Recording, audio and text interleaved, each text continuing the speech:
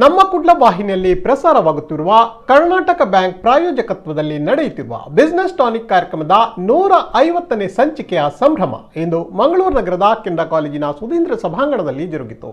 ಕರ್ನಾಟಕ ಬ್ಯಾಂಕಿನ ಎಂಡಿ ಮತ್ತು CEO Mahabaleshwar MS ಅವರು ದೀಪ ಬೆಳಗಿಸುವ ಮೂಲಕ ಕಾರ್ಯಕ್ರಮಕ್ಕೆ ಚಾಲನೆಯನ್ನ ನೀಡಿದರು.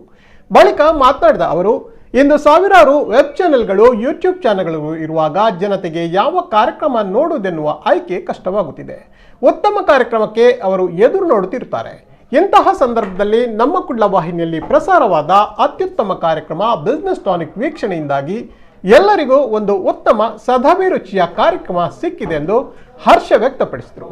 ಅಲ್ಲದೆ ಇಂತಹ ಕಾರ್ಯಕ್ರಮ ನಿರಂತರವಾಗಿ ಮುಂದುವರಿಯುತ್ತಿರಲಿ ಎಂದು ಹಾರೈಸಿದರು.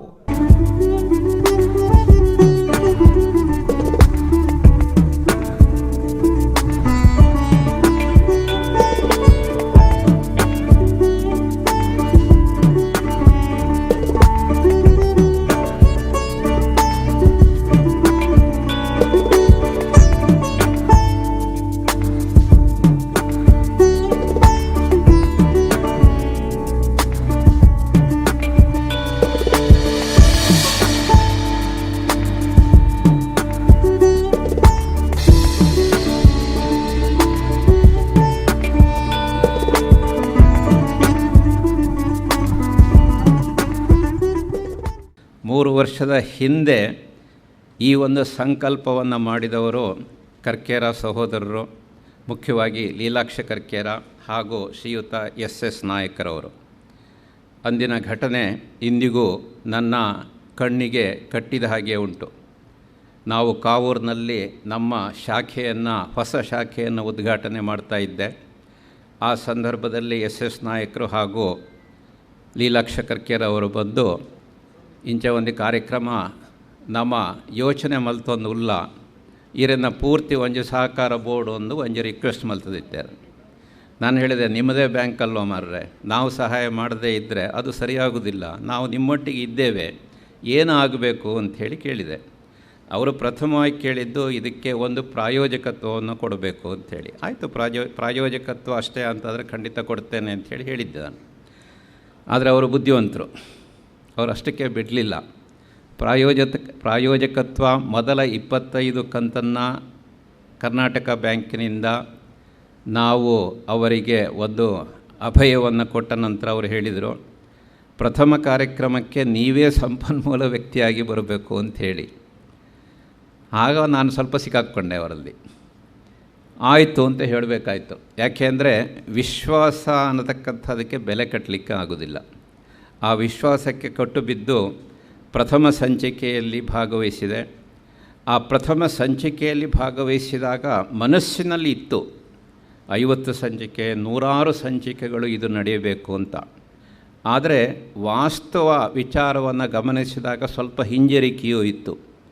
ಕಾರಣ ಇಷ್ಟೇ, ಬಿಸಿನೆಸ್ ಟಾನಿಕ್ ಅನ್ನತಕ್ಕಂಥ ಕಲ್ಪನೆಯನ್ನು ಮಾಡಿದಾಗ ಇದರಲ್ಲಿ ಸಮಾಜಕ್ಕೆ ಸಂಬಂಧಪಟ್ಟಂಥ ಎಲ್ಲ ವಿಷಯಗಳನ್ನು ಸಹ ಸಮಗ್ರವಾಗಿ ಹೇಳಬೇಕು ಅನ್ನತಕ್ಕಂಥದ್ದು ಅವರ ಯೋಚನೆಯಲ್ಲಿತ್ತು.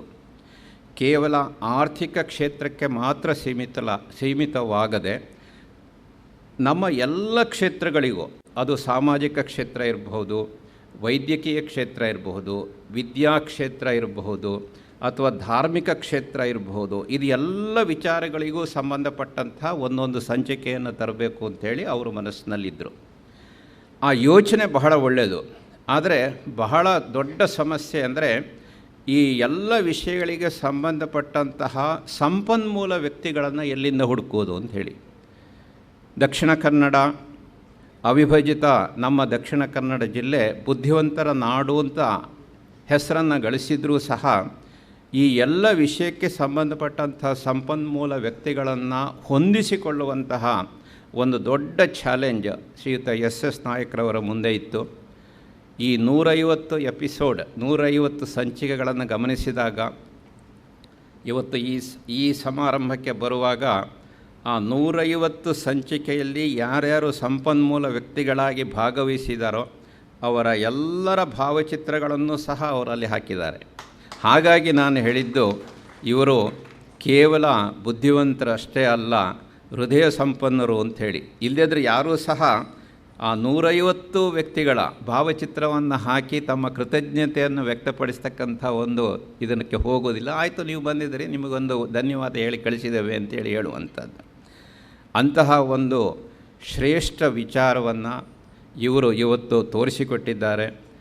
ಆ 150 ಸಂಚಿಕೆಗಳ ಬಲದ ಮೇಲೆ ಇನ್ನೂ 150 ಸಂಚಿಕೆಗಳನ್ನು ಮಾಡ್ತೇವೆ ಅನ್ನತಕ್ಕಂಥ ಭರವಸೆ ನಮ್ಮ ಶ್ರೀಯುತ ಎಸ್ ನಾಯಕರವರು ಹಾಗೂ ಅವರ ಬೆಂಬಲಿಗರಾದಂಥ ಶ್ರೀಯುತ MN ಪೈ ಅವರು ಹಾಗೂ ನಿತಿನ್ ಸಾಲಿಯಾನ್ ಹಾಗೂ CA ಯಶಸ್ವಿನಿ ಇವರೆಲ್ಲರೂ ಸಹ ತುಂಬ ಯಶಸ್ವಿಯಾಗಿ ನಡೆಸಿಕೊಟ್ಟಿದ್ದಾರೆ.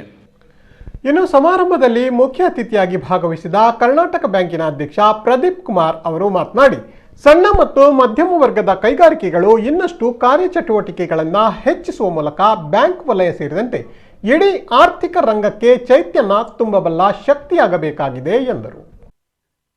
I think the macro understanding of the economy is essential for every businessman and for every individual who invests, especially if they are going to invest in the stock market.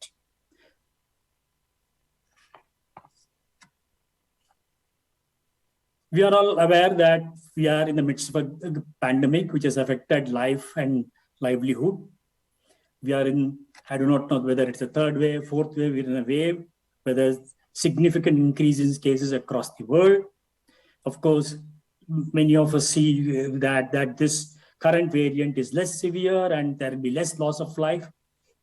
While that hope that the current wave is milder and less fatal, we cannot wish away its impact on the economy. The first advanced estimate of GDP for the current year, that is FY 21-22, indicates a GDP growth of about 9.2% and a nominal GDP growth of a very high 17.6%. Notably, this is the second highest nominal growth ever achieved, 19.9% nominal growth achieved during 2010-11 being the highest.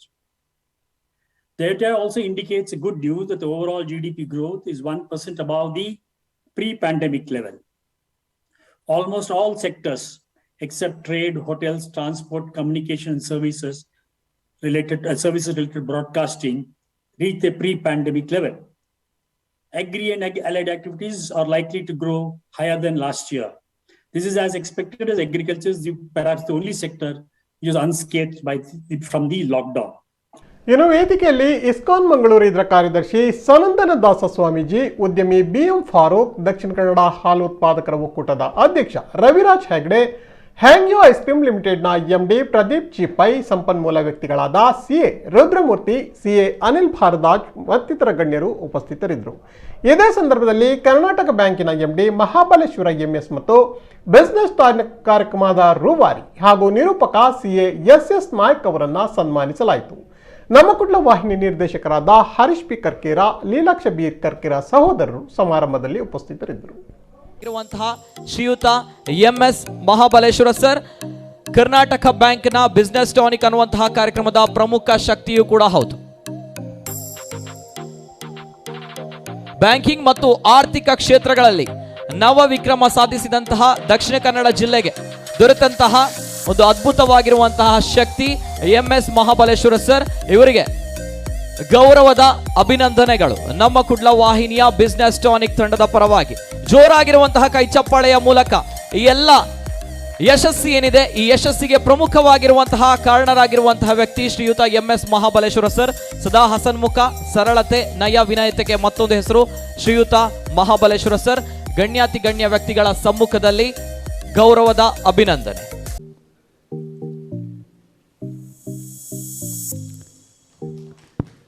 ತೆರಿಗೆ ವಿಚಾರ ಇರಬಹುದು ಅಥವಾ ಯಾವುದೇ ಗೊಂದಲ ಇದ್ರೂ ಒಂದು ready reckoner ಎನ್ನುವಂತೆ SS Nayak ಅವರಿದ್ದಾರೆ. ಬಜೆಟ್ನ ವಿಷಯವನ್ನು ಸುಲಲಿತವಾಗಿ ನಿರರ್ಗಳವಾಗಿ ಮಂಡಿಸಿ ಅನೇಕ ಶುಭಾಷಿತಗಳ ಸರದಾರ ಅಂತಲೇ ಇವರನ್ನು ಹೇಳಬಹುದು. ಮಾತುಗಳ ಮಲ್ಲ. ಕೇವಲ ತಮ್ಮ ವೃತ್ತಿಯನ್ನು ಮಾತ್ರ ನಿರ್ವಹಿಸದೆ ಪ್ರವೃತ್ತಿಯಲ್ಲಿ ಅನೇಕ ಉದ್ಯಮಿಗಳಿಗೆ, ಅನೇಕ ವಿದ್ಯಾರ್ಥಿಗಳಿಗೆ ಮಾರ್ಗದರ್ಶನವನ್ನು ನೀಡಿದ್ದಾರೆ. ವೃತ್ತಿಯಲ್ಲಿ ಹಾಸ್ಯ ಹಾಗೂ ಗೀತಾ ಸಾರವನ್ನು ಹೇಗೆ ಉಪಯೋಗಿಸಬೇಕು ಎನ್ನುವಂಥದ್ದನ್ನು ಮಾರ್ಗದರ್ಶನವನ್ನು ನೀಡಿದ್ದಾರೆ. ಸರ್, ಈ ಕರ್ನಾಟಕ ಬ್ಯಾಂಕ್ ಬಿಸ್ನೆಸ್ ಟಾನಿಕ್ ಕಾರ್ಯಕ್ರಮದ ನಾಯಕರಾಗಿ ನಮ್ಮನ್ನೆಲ್ಲ ಜ್ಞಾನದ ಹೊನಲಲ್ಲಿ ತೇಲಿಸಿದ್ದಕ್ಕೆ ನಿಮಗೆ ಅನಂತ ಧನ್ಯವಾದಗಳು.